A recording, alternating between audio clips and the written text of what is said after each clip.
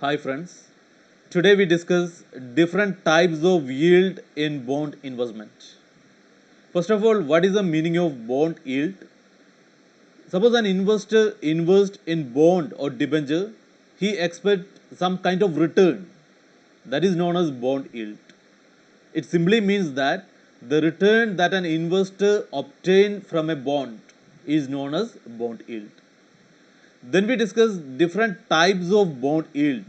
What are the different types of yield for investing in bond or debenture?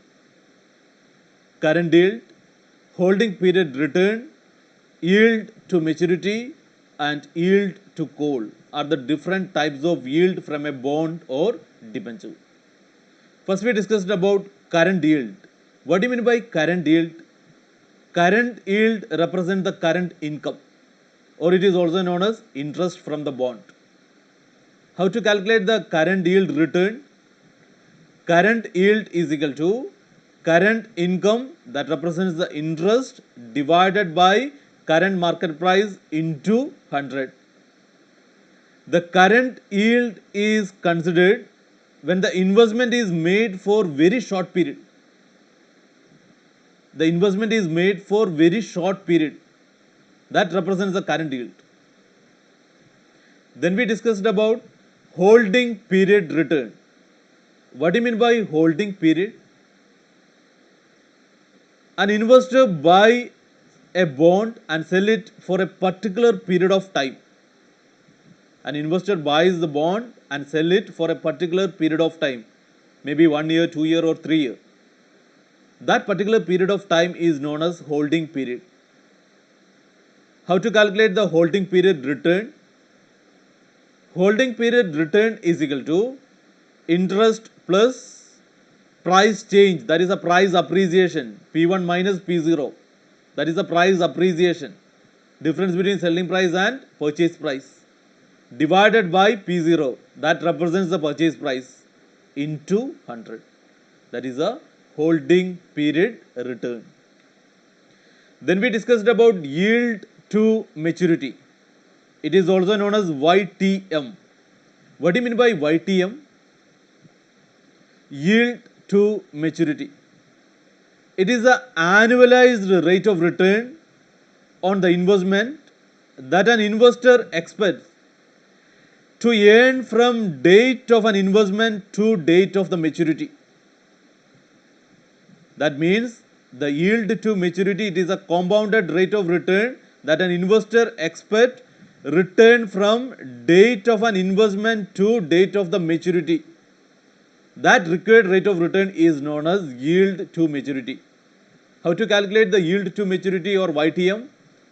YTM is calculated on the basis of internal rate of return, or it is also known as IRR. That is YTM, yield to maturity. Then we discussed about yield to call. Is there is any difference between YTM and YTZ?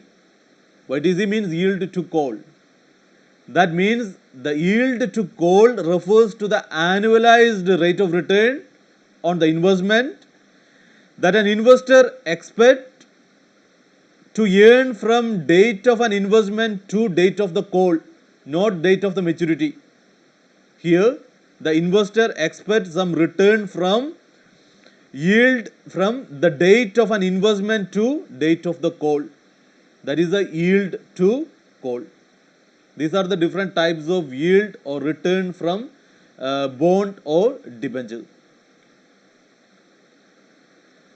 Then we discuss some practical applications. The face value of the bond is rupees 100 with coupon rate of 9%. The present market price of the bond is rupees 90. What is the current yield? How to calculate the current yield? Current yield is equal to current income divided by current market price. What is the current income? Current income is equal to, what about the coupon rate? Coupon rate is 9%. So the current income is equal to rupees 9. What about the market price? The market price of the bond or debenture is equal to rupees 90. So the current yield is equal to 9 divided by 90 into 100. That is 10%. That is the current yield of the bond. Next question. If the bond is purchased of rupees 900 and it is sold for 750 after receiving rupees 100 as coupon payment, what is the holding period return? What is the equation of holding period return? That means price appreciation, that is the price gain or loss, plus coupon payment, that is the interest payment, divided by purchase price into 100. Here there is a price loss.